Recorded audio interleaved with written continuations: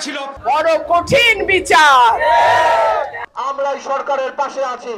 উত্তর একটাই থাকে, এটা তাদের জুরিডিকশনে পড়ে না। নারায়ে তাকবীর। পিতার পথ ধরে পুত্র কন্যার আগমন। বাংলাদেশের রাজনীতিতে পরিবারতন্ত্রের প্রভাব বহু পুরনো, আর তাই এই ধারা নিয়ে আলোচনা সমালোচনা সবসময়ই ছিল। শেখ পরিবার ও জিয়া পরিবারের রাজনীতির ধারাক্রম তো আছেই, আরও অনেক অনেক রাজনীতিবিদের ছেলে মেয়েরা রাজনীতিতে এসেছেন নানা সময়ে। কেউ কেউ অবশ্য নিজস্বতার স্বাক্ষরও রেখেছেন। আওয়ামী লীগের অনেক অনেক নেতার কথাই আমরা জানতাম, তবে তাদের শোষণ ও রাজনীতিহীনতার রাজনীতি অপ্রাসঙ্গিক করেছে তাদের। এই বাস্তবতায় নতুন করে কয়েকজন লড়াকুর দেখা পাওয়া গেছে। তারা রাজনৈতিক পরিবারের পিতার পদাঙ্ক অনুসরণ করে আসলেও নিজেদের গুরুত্বপূর্ণ হিসাবে প্রতিষ্ঠিত করতে পেরেছেন। এমন কয়েকজনকে নিয়ে আমাদের আজকের আয়োজন। এই সরকারের মতো এত অপদার্থ সরকার, এত দায়িত্বজ্ঞানহীন সরকার আর হতে পারে না। ঢাকার মেয়র অনেকেই ছিলেন, তবে সাদেক হোসেন খোকার মতো জনমনে সাড়া জাগানো এমন নেতা আর একজনও খুঁজে পাওয়া যায় না। বিশ্ববিদ্যালয়ের ছাত্র থাকাকালীন তিনি অংশ নিয়েছিলেন মুক্তিযুদ্ধে। ৮০ দশকে বামপন্থী রাজনীতি ছেড়ে যোগ দেন বিএনপিতে। ১৯৯১ সালের জাতীয় নির্বাচনে ঢাকা ৭ আসনে শেখ হাসিনাকে পরাজিত করে প্রথমবারের মতো এমপি নির্বাচিত হয়ে উঠে আসেন আলোচনায়। ২০০২ সালে অবিভক্ত ঢাকা সিটি কর্পোরেশনের মেয়র নির্বাচিত হন খোকা।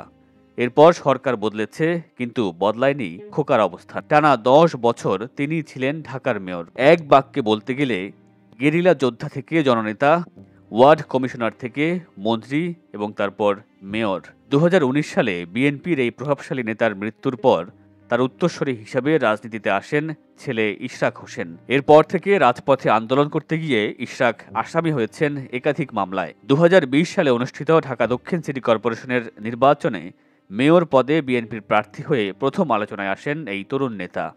এরপর থেকে বিএনপির বিভিন্ন আন্দোলন সমাবেশে তার জোরালো বক্তৃতা এবং বিপুল পরিমাণ কর্মী সমর্থক তাকে অন্যদের থেকে আলাদা করে তোলে। বর্তমানে ইশরাক বিএনপির আন্তর্জাতিক বিষয়ক কমিটির সদস্য। তবে দলীয় পদ যাই হোক না কেন, বিএনপির ভবিষ্যৎ নেতৃত্বে ইশরাক হোসেন গুরুত্বপূর্ণ এক নাম।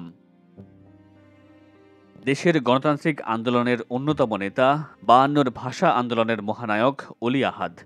ঢাকা বিশ্ববিদ্যালয়ে পড়া অবস্থায় চতুর্থ শ্রেণীর কর্মচারীদের আন্দোলনে সমর্থন দেওয়ায় তাকে বিশ্ববিদ্যালয় থেকে বহিষ্কার করা হয়। ১৯৪৮ সালের ১১ই মার্চ রাষ্ট্রভাষার দাবিতে আন্দোলনের সময় সচিবালয় এলাকা থেকে তিনি গ্রেফতার হন। ৫২ সালের ২০ ফেব্রুয়ারি রাতের সভায় ১৪৪ ধারা ভাঙার পক্ষে যে ৪ জন ভোট দেন, অলি আহাদ তাদের অন্যতম।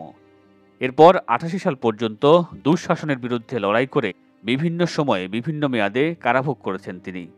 বলা হয় এদেশের যুব আন্দোলনের সূচনা হয় তার হাত ধরে। অলি আহাদের কন্যা রুমিন ফারহানা বর্তমানে বিএনপির সহ আন্তর্জাতিক বিষয়ক সম্পাদক।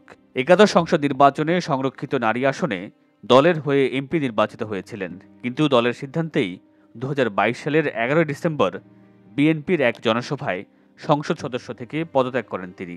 দেশের বিভিন্ন টেলিভিশন টকশোগুলোতে রুমিন ফারহানা বিএনপির প্রতিনিধিত্ব করে থাকেন। কেবল টকশোই নয়, রাজনীতির মাঠ কিংবা আন্তর্জাতিক অঙ্গন সব জায়গায় রুমিন ফারহানার সক্রিয় উপস্থিতি দেখা যায়। ছোটবেলা থেকেই তার ইচ্ছে ছিল সফল রাজনীতিবিদ হওয়ার, যদিও তার বাবা চাইতেন না তিনি রাজনীতিতে আসুক। তাই তো বিজ্ঞানের ছাত্রী হওয়া সত্ত্বেও রুমিন ফারহানা বেছে নিয়েছিলেন আইনের পথ। তারে প্রত্যক্ষভাবে সাংবিধানিকভাবে যারা ওত নিয়ে সরকার চালায়, সরকার বলতে তাদের কি বোঝায়? এরশাদের জাতীয় পার্টির নেতা নাজিউর রহমান মঞ্জু ২০০১ সালে দল ছেড়ে প্রতিষ্ঠা করেন বাংলাদেশ জাতীয় পার্টি বিজেপি। নাজিউর রহমান মঞ্জুকে বলা হয় দ্বীপ জেলা ভোলার রূপকার। তার মৃত্যুর পর দলটির হাল ধরেন দুই ছেলে ব্যারিস্টার আন্দালিব রহমান পার্থ ও ডক্টর আশিকুর রহমান শান্ত। বড় ভাই পার্থর চেয়ে রাজনীতিতে বরাবরই তুলনামূলক শান্ত ছিলেন শান্ত, কিন্তু হঠাৎ করে ২০১৩ সালে দল থেকে পদত্যাগ করে যোগ দেন যুবলীগে। অন্যদিকে আন্দালিব রহমান পার্থ বর্তমানে দলটির চেয়ারম্যান। ২০০০ সালে বাবার হাত ধরে রাজনীতিতে আসেন আন্দালিব রহমান পার্থ। রাজনৈতিক ক্যারিয়ার খুব বেশি লম্বা নয়, তবে এরই মধ্যে পেয়েছেন বিপুল পরিচিতি। ২০০৮ সালে ভোলা ১ আসনে আওয়ামী লীগের বর্ষিয়ার নেতা তোফায়েল আহমেদকে হারিয়ে তিনি এমপি নির্বাচিত হন। এমপি হওয়ার পর থেকে পার্লামেন্টে কিংবা টকশোতে পার্থ ছিলেন সরকারের সবচেয়ে কঠোর সমালোচক। গত এক দশক ধরে পার্থ তরুণ প্রজন্মের কাছে সবচেয়ে জনপ্রিয় নেতা। তার বক্তৃতায় এবং প্রতিশ্রুতিতে পার্থকে ঘিরে ভবিষ্যৎ বাংলাদেশের রাজনীতিতে আশা বুনতে শুরু করেছেন অনেকেই। পলাই যেতেছে দেখি 6 ফুট 2 ইঞ্চি লম্বা একটা মানুষ 200 পাউন্ড ওজন লুকানোর তো নাই কেন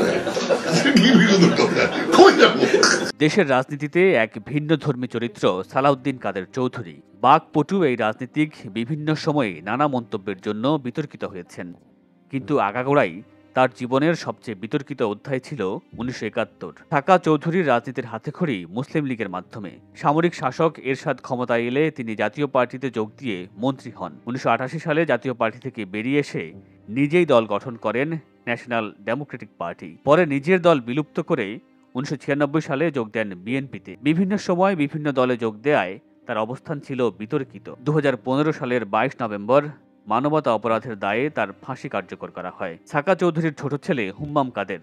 সাকা চৌধুরীর ফাঁসির পর ছেলে হুম্মাম রাজনীতিতে নিষ্ক্রিয় হয়ে পড়েন। আওয়ামী লীগের পতনের পর আবারও রাজনীতিতে সক্রিয় হয়েছেন হুম্মাম কাদের।